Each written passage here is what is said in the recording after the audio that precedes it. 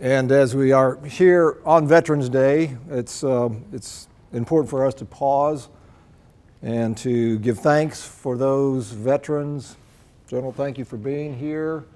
I'm just curious, if you are a veteran, just show of hands, please.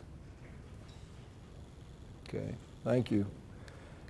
Yeah, of course, this goes back to the end of World War I, the Great War,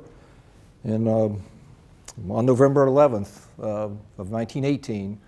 5:45 in the morning, the armistice was signed between Germany and the Allies, if you will.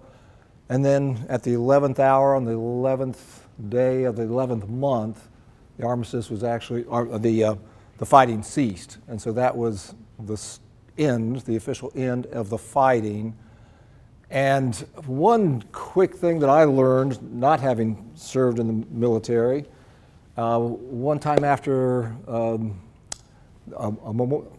Vietnam Veterans Memorial opened on the National Mall in D.C. Have some of you been there, seen that? And you know how powerful that can be with the names of those who served and didn't come home. Thank you. Yep. Is this, I'm not sure that's... Yeah, if we come it up a little bit higher, would probably help. Maybe. Okay, is that any better? Okay, good, yeah. Okay. So you're waiting for me to start. Okay, now he's alive here. So, so Veterans Day, most of it, as you know, but I learned a lesson. We're not celebrating or memorializing wars. Obviously, it's veterans. And quick example of where I learned a painful lesson of that because of my inattention to that. I was in D.C. With my wife, and the Vietnam Veterans Memorial had just opened. So went there. The National Park Service was on the mall, I knew generally where it was, but it's not standing up; it's in the ground. And so I asked this National Park Service. I said, "So where's the Vietnam War Memorial?" And he said, "There is none." He said, "Do you mean the Vietnam Veterans Memorial?" I said, "Yes." And I felt a little bit ashamed, a little bit disappointed in myself, a little bit disappointed in him as a fellow federal employee that I thought he could have extended a little bit more grace. But what I realized was, yeah, we don't celebrate wars. We don't celebrate all the bad things happening, whether it's in Ukraine right now or Yemen or Ethiopia or Afghanistan, fill in the blank. But we do stop and pause and give thanks for those who have served. So we are able to do things that a lot of places, people in the country cannot do. So I'd just like to take just a moment just to pause and give thanks.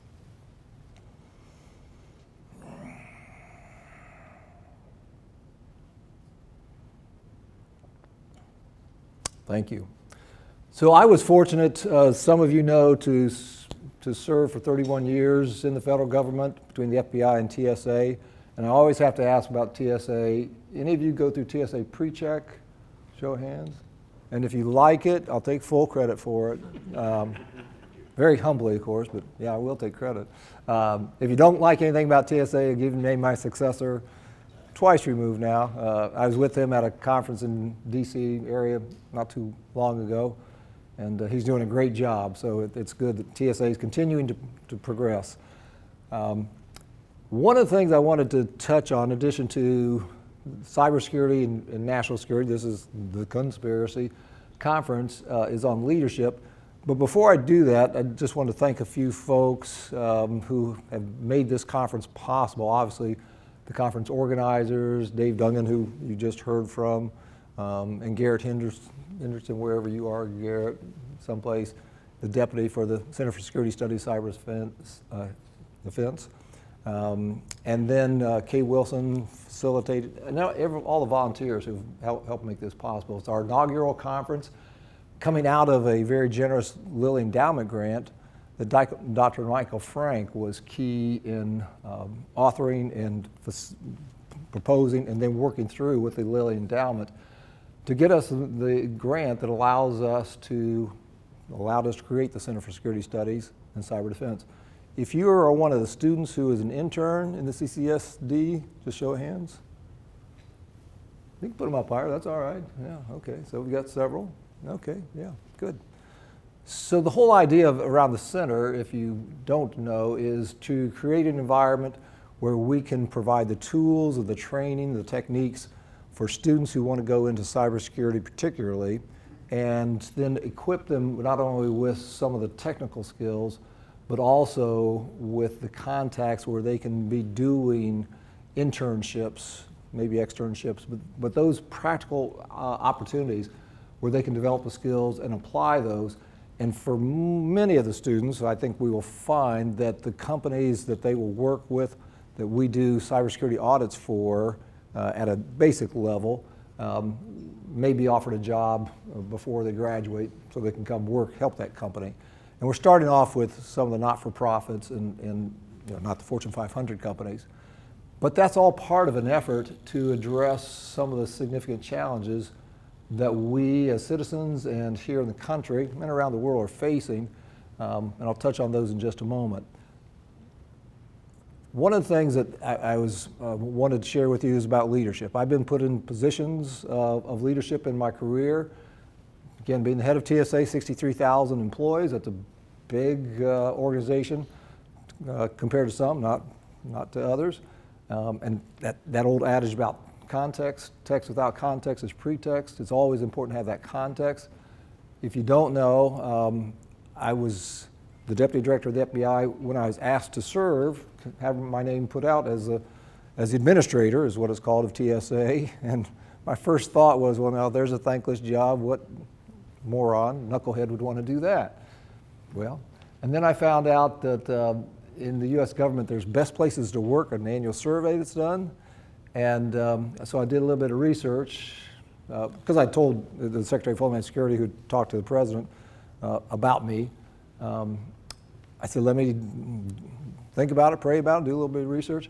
And I found out, I was to my surprise, that out of 234 agencies, departments around the government, that TSA was number 4. I was shocked. I thought, well, that's not the public impression.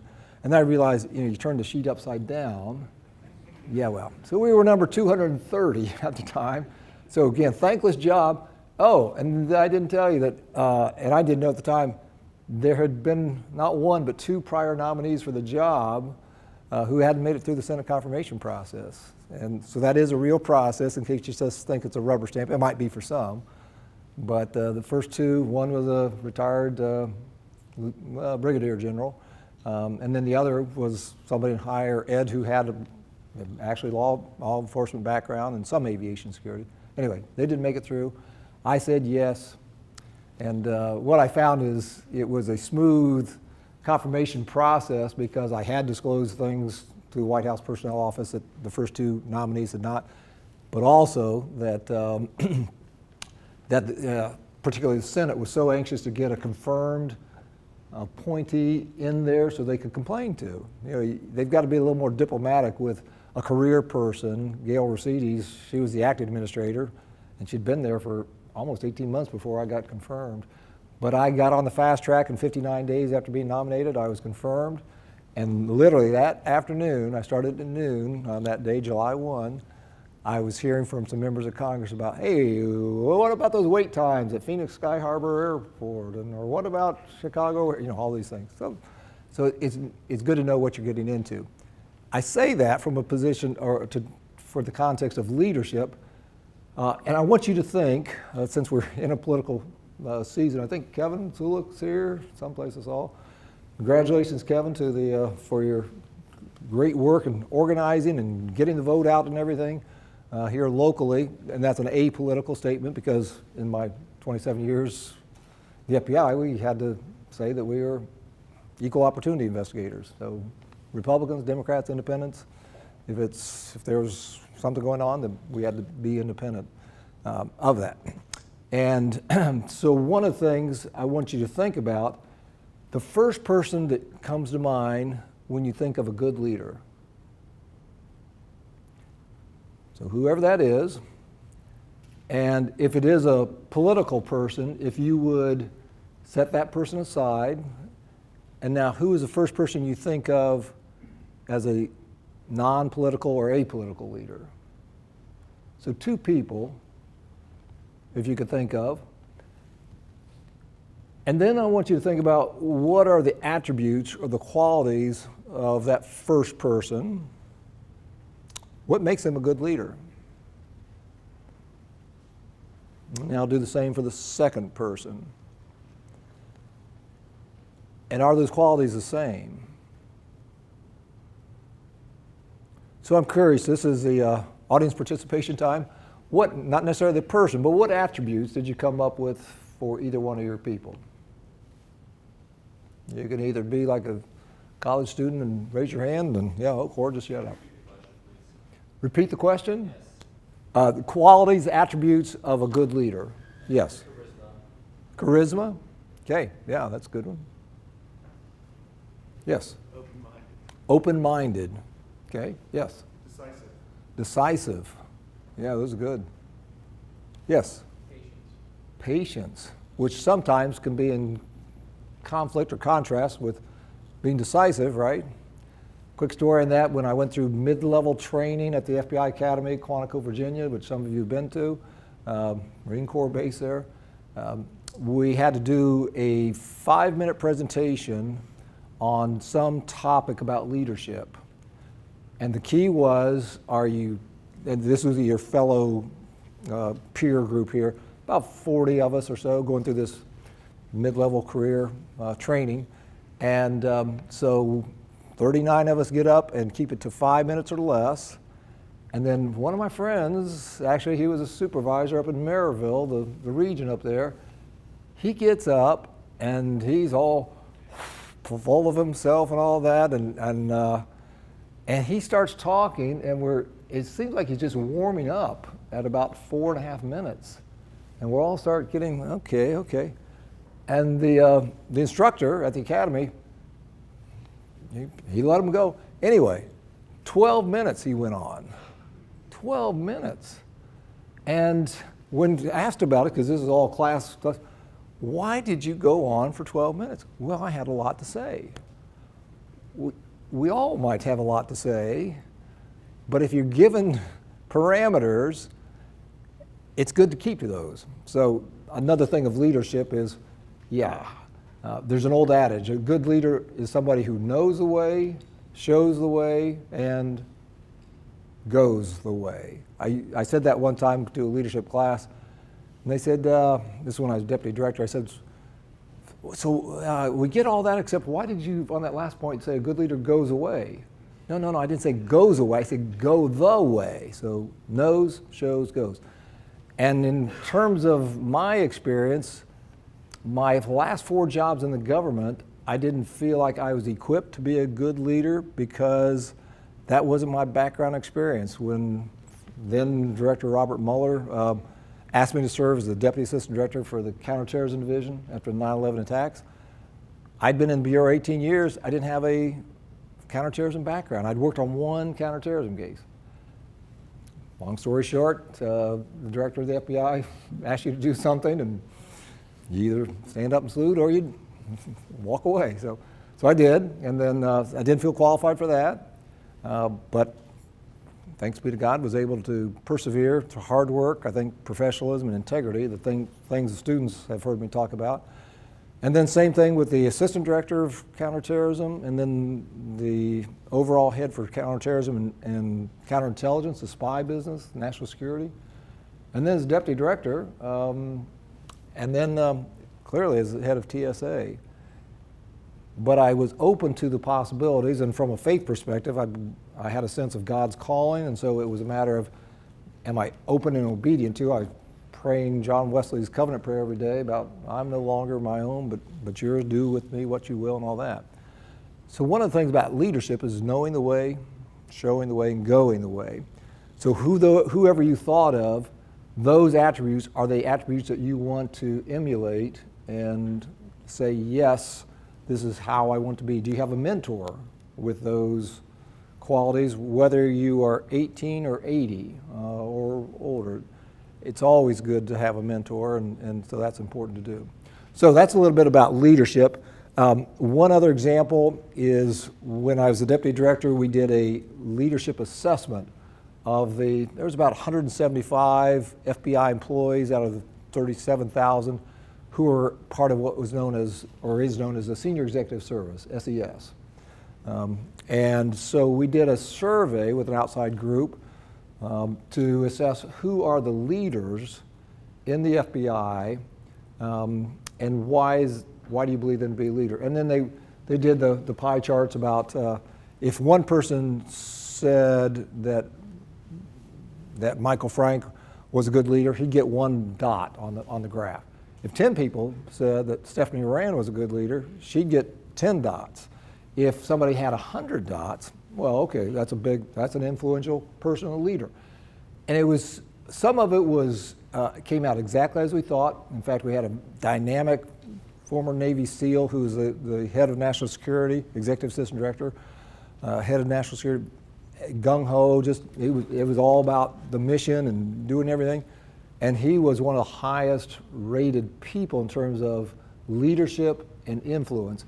And that's one definition that I have found like leadership is the ability to influence others for good.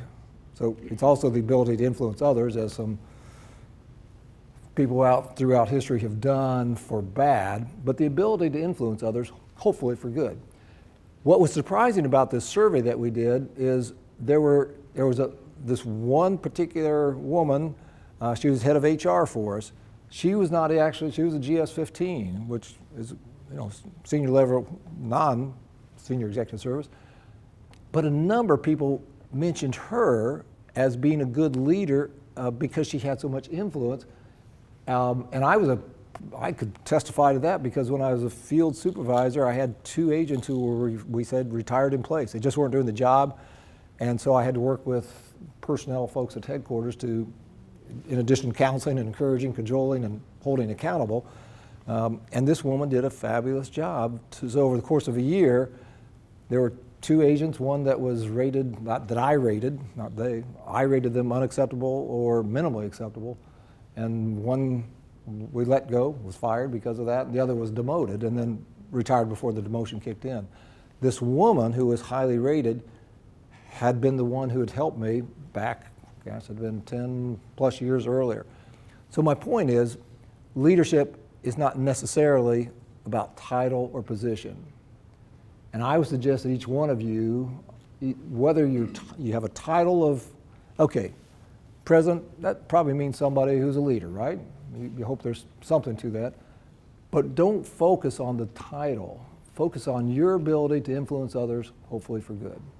So that's a little bit about leadership and other things. That didn't come out real well. But so my 4.5 years in the Department of Homeland Security, kind of like TSA, this is off to there were 7 operational components. If you look at the bottom line here, starting with CISA, the Cybersecurity and Infrastructure Security Agency, that actually became an operational component to make it the 8th just in the last 2 years. So the others you see, Customs Border Protection, Citizenship and Immigration Services, FEMA, Coast Guard, ICE, and then Secret Service and TSA. 1, 2, 3, 4, 5, yeah. So those are the 8. I was at a conference 2 weeks ago in the DC area where Ali Mayorkas, the Secretary of Homeland Security, who came to campus a few years ago. Did anybody hear him when he came to campus? Secretary Alejandro Mayorkas. Anyway, he did one of these. Dr. Frank wrote his. I'm glad to see you still with me there. So, but Ali Mayorkas is now the current secretary, and part of that is what is CISA doing in terms of the cybersecurity world, because they have been empowered in a new way under this current administration to be more the point of the spear with private sector. So the FBI has their roles and responsibilities. NSA, National Security Agency, which back in the day used to be known as no such agency because it was all classified, right? So, but what they are doing, and then the head of, so anybody know who the head of cybersecurity in the White House is today? If you Google that, Okay, the free cup of coffee, who can ever come up with the name, the cybersecurity czar in the White House? It's Chris Ingles. There you go, cup of coffee.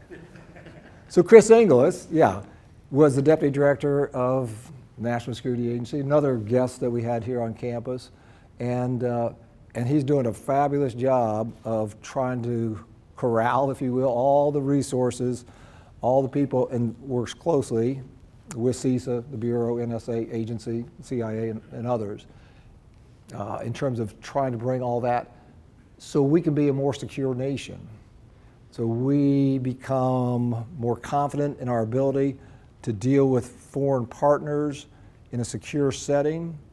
And as we know, there's so many opportunities for bad that we need something like DHS, CISA in particular, to work with people like Chris Ingles, to work with others in industry. Chris was the Deputy Director of NSA for over 8 years. I was Deputy of the Bureau for almost 6 years. And he has just really brought a sense of purpose and mission and expertise to the job. So, this is a six. This might. I think we're up beyond that. So you're familiar with the infrastructure, the sectors, and where DHS and others work to shore up the defenses, and obviously the cyber defense is a big part of that. So that's part of what's doing. You see the responsible entities, and DHS has about 2/3 of those in terms of what they are doing, and CISA being the key on that. This is all basic stuff for you? No, presumably, and that you work in this space, the distributed denial of service attacks, ransomware, and just on ransomware, that's one of the topics at this Homeland Security Experts Group meeting that I was at a couple of weeks ago, where I instead of, as Dr. Frank knows, I do fireside chats for folks who come to campus, such as Chris Ingles or Ali Mayorkas or Bob Mueller or John Brennan or Eric Holder or any number of folks. I was asked to do a fireside chat as the interviewer, if you will, similar to here, with Paul Abate, who's the current Deputy Director of the FBI, so my successor several times removed. And we did that, and he talked a fair amount about ransomware being a clear and present danger for so many, and how that can impact our national security as primarily private systems which are open have been compromised. So some of these, but even locally here, I don't know if you can see that November 6th of 2016, and some of you, I'm curious, anybody in the room who worked on this particular mitigation? Okay. So this is before the 2016 presidential election, and right here in Madison County was hit with a ransomware attack. Shut down the county systems, people would not be able to vote. And so, as you, the byline, commissioners authorize payment but hope to avoid it. Well, that's why they call it ransomware. We got your system. If you want access back to it, then pay up. And fortunately, the county had cybersecurity insurance. Back then, that was fairly rare. Almost everybody, including Anderson University, has cybersecurity insurance or should have. Because to me, it's not a matter of if you're going to be attacked, but when, and then how do you mitigate that? What's your backup in the cloud? What's your accessibility to that? All those things. But just to show, I guess that's a timely article also, if you look in the upper right-hand corner, protecting Andrew Luck, the quarterback for the Colts, could be problematic.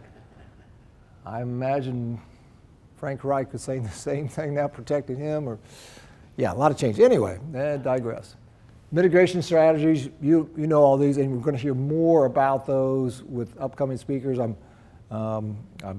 pleased that the Special Agent in Charge, SAC, as we say in the FBI, Herb Stapleton will be here to speak and talk about some of the national security and cybersecurity risks. You know all these. The one thing I want to mention particularly is the last point about shared responsibility. And what does that mean for a group of cybersecurity practitioners, students? What does that mean? And it really comes down to who can you trust, and trust but verify, and how do you best do that when you're in a virtual world? And so what does that look like?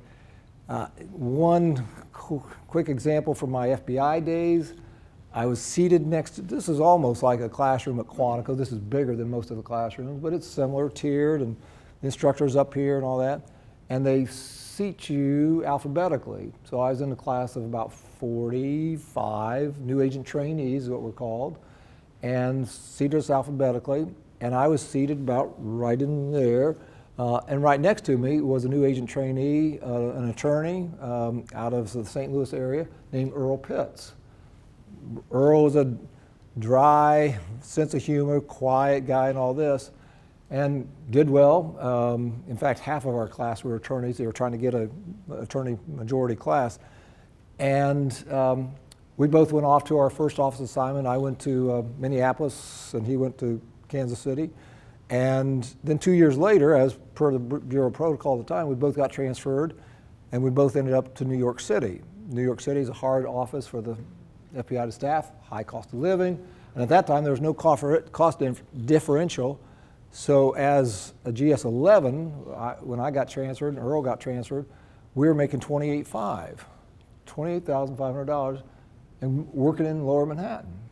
So when I called a realtor, this is again pre-internet, hard to believe, people existed when dinosaurs were roaming the earth and there was no internet.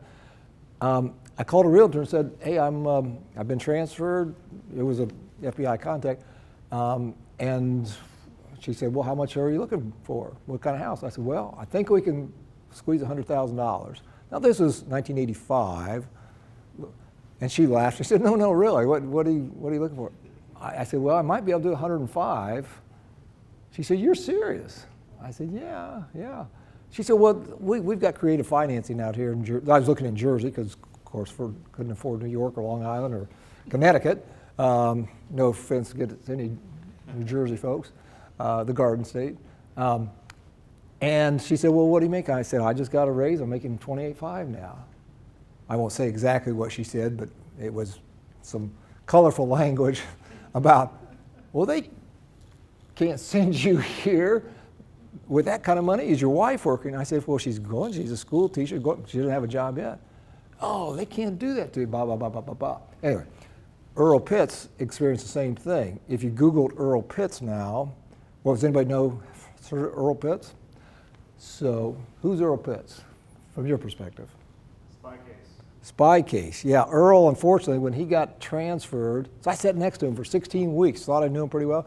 We both got transferred to the New York office. He bought 65 miles north of the city, upstate New York, going up toward Albany. So I had this terrible commute. I only lived 28 miles west of Manhattan and had about an hour and 15, hour and a half. It was bad weather. He had a minimum of an hour and a half, oftentimes 2 hours. Anyway, he got so mad that he decided, he became an insider threat. He decided to do what's called a dead drop in Manhattan. He was working on foreign counterintelligence, FCI it's called, and he decided to sell FBI secrets to the Soviets at the time. This is 1986. And so he did a dead drop. The Soviets, we learned later, the consulate there in New York City saw that as what's called a provocation. They assumed it was somebody they didn't realize it was an actual FBI agent who was actually trying to spy, get back at the Bureau. He did it again, they picked up on it, and so he ended up selling to the Soviets what's called the master personnel list for the FBI. Literally printed out every employee's name, date of birth, SOCH, current address, all those things, and sold it to the Soviets.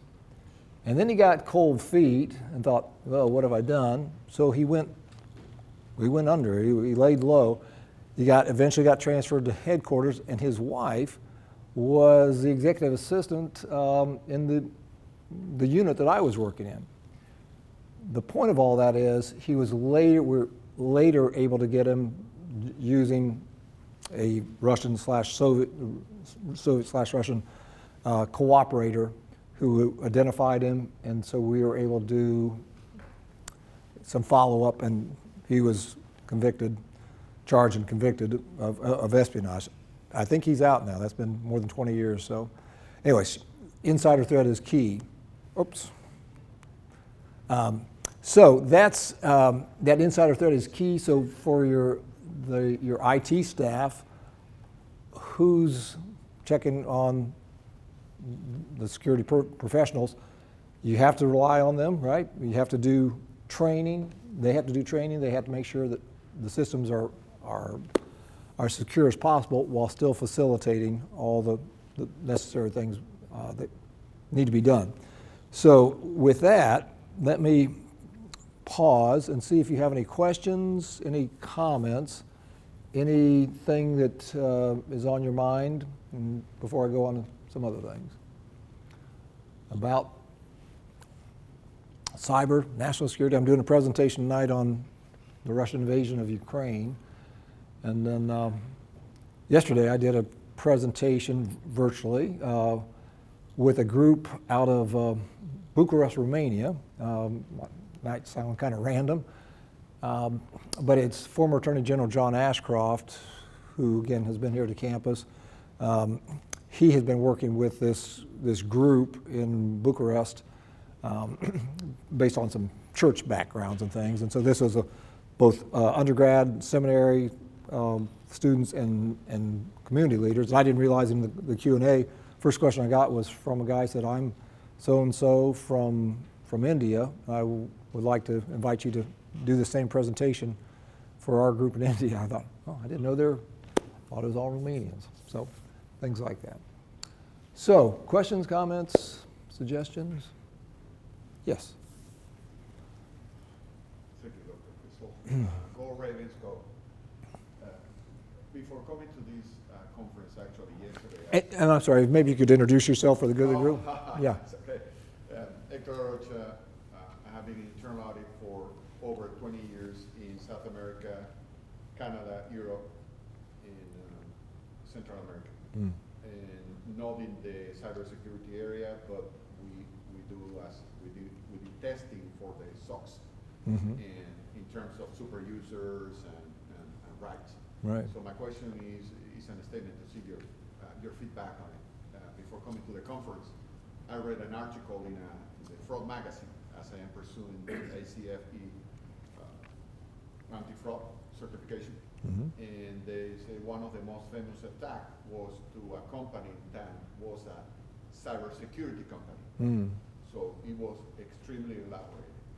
So I have seen a transition from those emails many years ago that say, hey, I am the president of Nigeria and I have $10 million to give to you, to this cyber attack that is almost a state sponsor.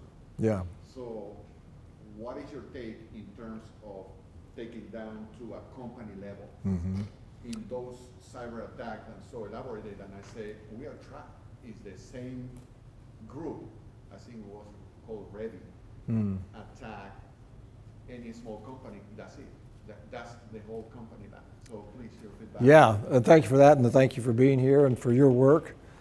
It's something that I think it really comes down to education, training.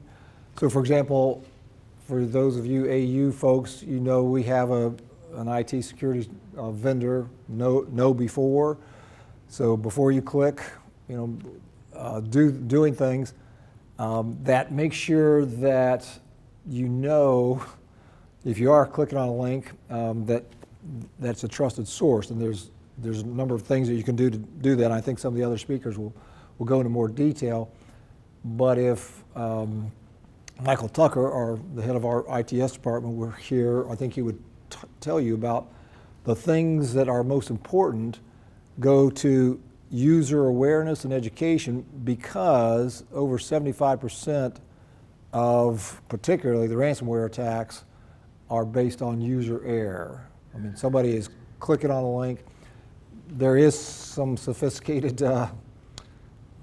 systems, attack modes, vectors that you don't actually, you open the email, but you don't have to click on anything. And that's banned in the U.S. It's an Israeli product. Some former Shin Bet and Mossad officers got together, formed a company, and did this. And they sold it to several countries, and that was a concern that, because the premise is, if I don't click on that link, I'm okay. And with this company, you just opening the email introduced a threat. So the education is a key point, because if you can take out 75% of the opportunities to have a successful attack, that's a good start. And then it's re-education. Because as we know, one of the things that Matt Olson, who was the general counsel of the National Security Agency, some of you may have heard him when he came to campus. He's now the Assistant Attorney General for National Security for the Department of Justice. I met with him a few weeks ago when I was out for that conference, and he was there talking about FISA, the Foreign Intelligence Surveillance Act, and what Congress needs to do to reauthorize that. When he was here on campus, what he was talking about is the most important qualities for AU students or anybody who is interested in a career in cybersecurity, is how you identify them. Well-rounded background, good verbal and written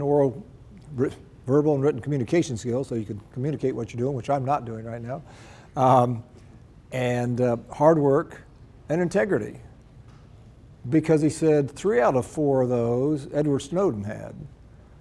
You know, I'm sure you all know about Edward Snowden. And so his point was, and then so after he left NSA, we actually both had our going away photo with the president.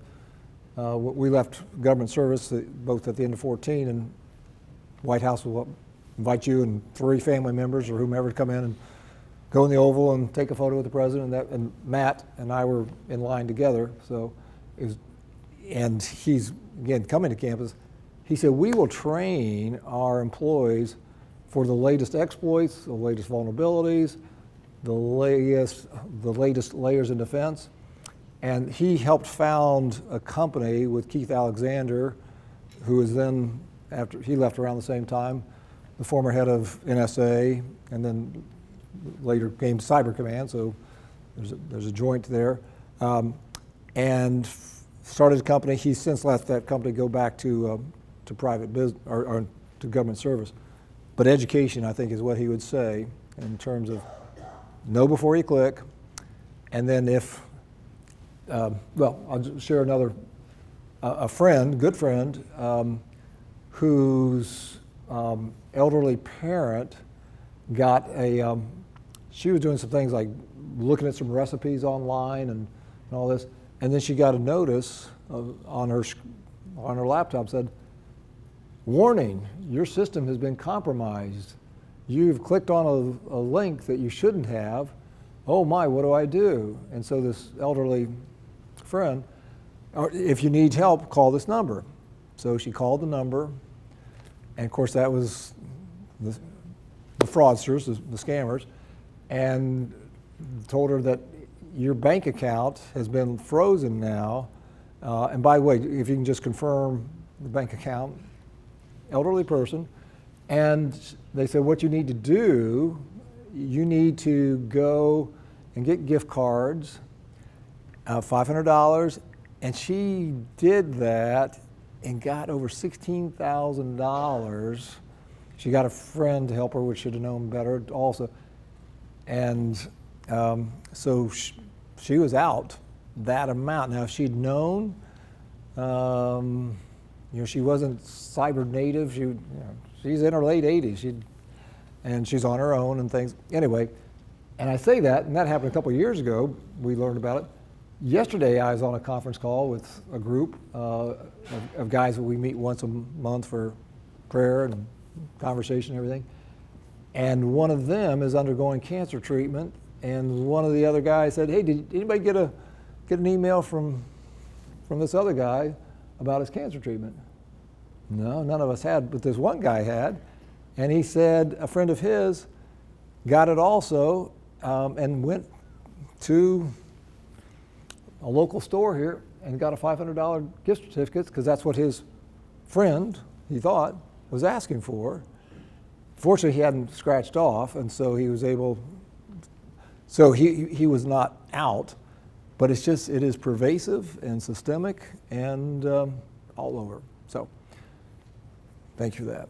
Other questions, comments? So if you're interested in a career in cybersecurity, which obviously many students are, we've got a good network of some of these, well, some are current, some are former government employees. Anybody heard of a company called CrowdStrike?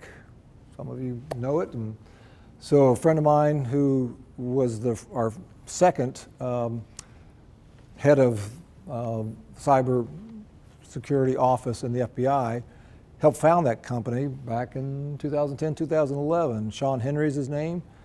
And I don't know if anybody knows the stock price for CrowdStrike right now, but his compensation was 1 million shares. I think it was, I don't know what it is now, but he's doing well. I've invited him to campus to come speak and do something like that. You know, I was trying to get him here for this, but he's over in other parts of the world right now dealing with some big companies. And he was very gracious in saying, I said, we don't have much of a speaker's fee. He said, no, I don't need to do that. I used to be his boss, and so I think he was giving some grace there, but just that whole idea. So, yeah, okay. Well, anything else?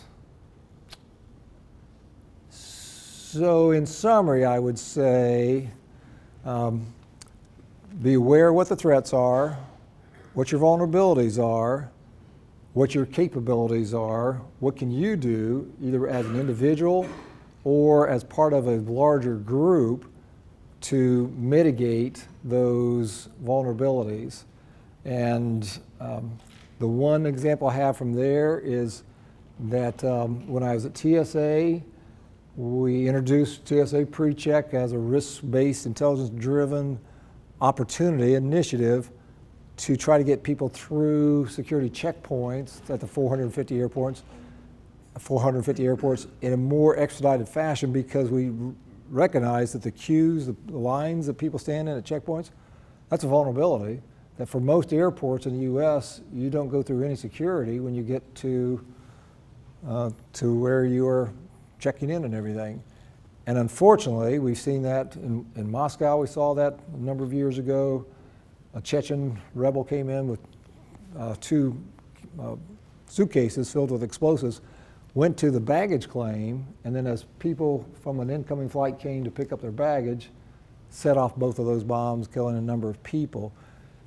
I was the administrator back, well, it's been 9 years ago now, I guess, in November, early November, where the only TSA officer who's been killed in line of duty was at a checkpoint at LAX, and a gunman got out of a car, a friend had dropped him off, and he had a bag, but he had a long gun in the bag that was kind of concealed.